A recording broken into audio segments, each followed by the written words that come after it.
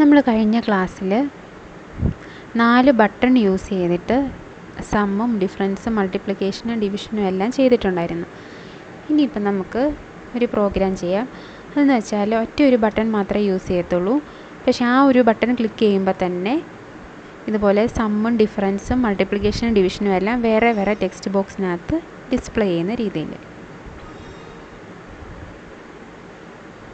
ഞാൻ പുതിയൊരു web form create ചെയ്യണം.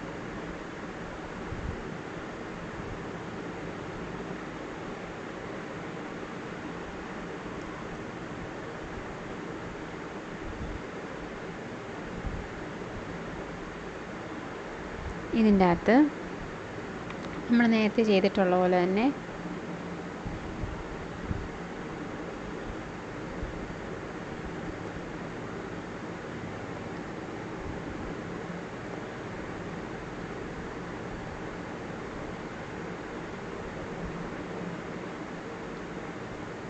ആദ്യത്തെ നമ്പർ കൊടുക്കാനായിട്ട് ഒരു ലേബലും ഒരു ടെക്സ്റ്റ് ബോക്സും,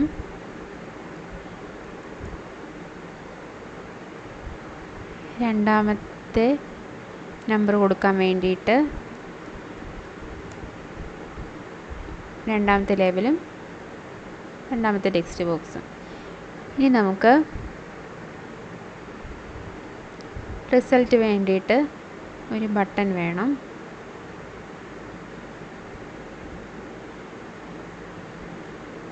ഈ ബട്ടൺ ഞാനിപ്പോൾ റിസൾട്ട് എന്ന് പറഞ്ഞ് കൊടുക്കുകയാണ്.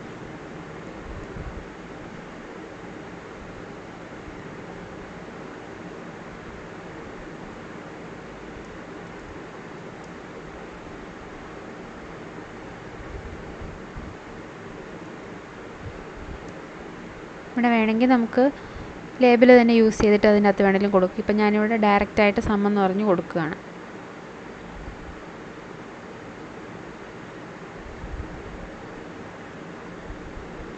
സം കാണാൻ വേണ്ടിയിട്ട് ഒരു ടെക്സ്റ്റ് ബോക്സ്, ഡിഫറൻസിന് വേണ്ടിയിട്ട്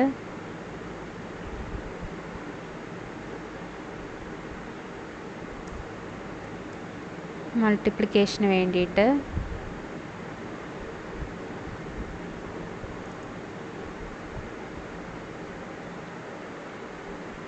അതുപോലെ തന്നെ ഡിവിഷന് വേണ്ടിയിട്ട് ഓരോ ടെക്സ്റ്റ് ബോക്സുകൾ കൊടുത്തിട്ടുണ്ട്. ഇത്രയും കൊടുത്തു. അപ്പോൾ നമ്മൾ റൺ ചെയ്യുന്ന സമയത്ത് എങ്ങനെയാണ്, ഈ ഫസ്റ്റ് എന്ന് പറയുന്ന ആദ്യത്തെ ടെക്സ്റ്റ് ബോക്സിനകത്ത് ഞാനൊരു നമ്പർ കൊടുത്തു, അതുപോലെ തന്നെ രണ്ടാമത്തെ ടെക്സ്റ്റ് ബോക്സിൽ വേറൊരു നമ്പർ കൊടുത്തു. എന്നിട്ട് റിസൾട്ട് ക്ലിക്ക് ചെയ്യുമ്പം ഈ 4 റിസൾട്ടും ഒന്നിച്ച് ഡിസ്പ്ലേ ആവണം, സമ്മിൻ്റെയും ഡിഫറൻസിൻ്റെയും മൾട്ടിപ്ലിക്കേഷൻ്റെയും ഡിവിഷൻ്റെ. അപ്പോൾ നമ്മൾ കോഡ് എഴുതേണ്ടത് എവിടെയാണ്, റിസൾട്ട് എന്നുള്ള ഈ ബട്ടൺ ക്ലിക്കിലാണ് കോഡ് എഴുതേണ്ടത്. ഇത് ഞാൻ ഡബിൾ ക്ലിക്ക് ചെയ്തു.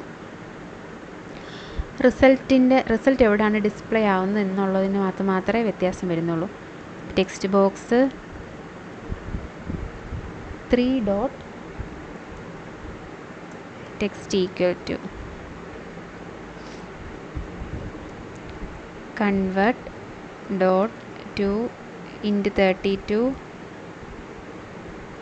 of text box 1 dot text plus convert dot 2 into 32 of text box 2 dot text. ആദ്യത്തെ ടെക്സ്റ്റ് ബോക്സിലുള്ളതിനെ അത് സ്ട്രിങ് ആയിട്ടായിരിക്കും റീഡ് ചെയ്യുന്നത്. അതിനെ നമ്മൾ കൺവേർട്ട് ചെയ്ത് ഇൻറ്റിജറിലോട്ട് മാറ്റി, എന്നിട്ട് അതിനെ ആഡ് ചെയ്തിട്ട് അതിനെ ടെക്സ്റ്റ് ബോക്സ് 2ൽ കൊടുത്തിരിക്കുന്ന ടെക്സ്റ്റിനെ കൺവേർട്ട് ചെയ്തിട്ട് അതുമായിട്ട് ആഡ് ചെയ്തു. അതിനുശേഷം കിട്ടുന്ന റിസൾട്ടിനെ സ്ട്രിങ്ങിലോട്ട് കൺവേർട്ട് ചെയ്തു. ഇതെല്ലാം ഞാൻ നേരത്തെ പ്രോഗ്രാമിലും പറഞ്ഞിട്ടുണ്ടായിരുന്നു, പിന്നെ ഞാൻ ജസ്റ്റ് ഒന്ന് എക്സ്പ്ലെയിൻ ചെയ്തതേ ഉള്ളൂ. അതിനുശേഷം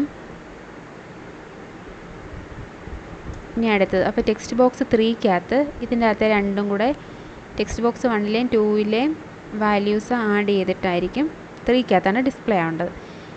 ഇനി എനിക്ക് ഡിഫറൻസ് എന്ന് പറയുന്നത് ടെക്സ്റ്റ് ബോക്സ് 4-നകത്താണ് ഡിസ്പ്ലേ ആവേണ്ടത്. അപ്പോൾ അതിന് വേണ്ടിയിട്ട് ആകെ ഈ ഒരു വ്യത്യാസം മാത്രമേ ഉള്ളൂ. ടെക്സ്റ്റ് ബോക്സ് 4-നകത്താണ് ഡിസ്പ്ലേ ആവേണ്ടത്. പിന്നെ രണ്ടാമത്തേതെന്ന് പറയുന്നത് എന്തിനു വേണ്ടിയിട്ടുള്ളതാണ്, ഡിഫറൻസിന് വേണ്ടിയിട്ടുള്ളതാണ്. അപ്പോൾ ഞാനവിടെ മൈനസ് സൈൻ കൊടുത്തു. ഇനി എനിക്ക് മൂന്നാമത്തേതെന്ന് പറയുന്നത് ടെക്സ്റ്റ് ബോക്സ് 5-നകത്താണ്. ടെക്സ്റ്റ് ബോക്സ് 5-നകത്ത് മൾട്ടിപ്ലിക്കേഷനാണ് വേണ്ടത്. ടെക്സ്റ്റ് ബോക്സ് 5-നകത്ത് മൾട്ടിപ്ലിക്കേഷൻ്റെ റിസൾട്ടാണ് എനിക്ക് കിട്ടേണ്ടത്.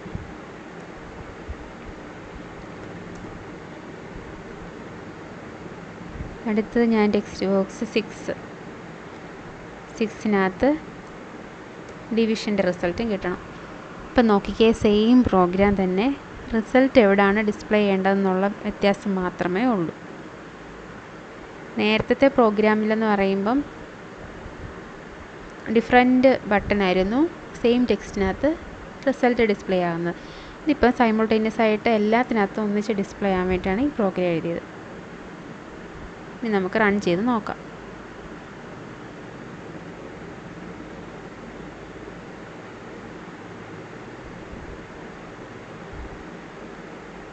ഞാനിവിടെ ഒരു നമ്പർ കൊടുത്തു 7, അടുത്തത് 3 എന്ന് പറഞ്ഞ് കൊടുത്തു.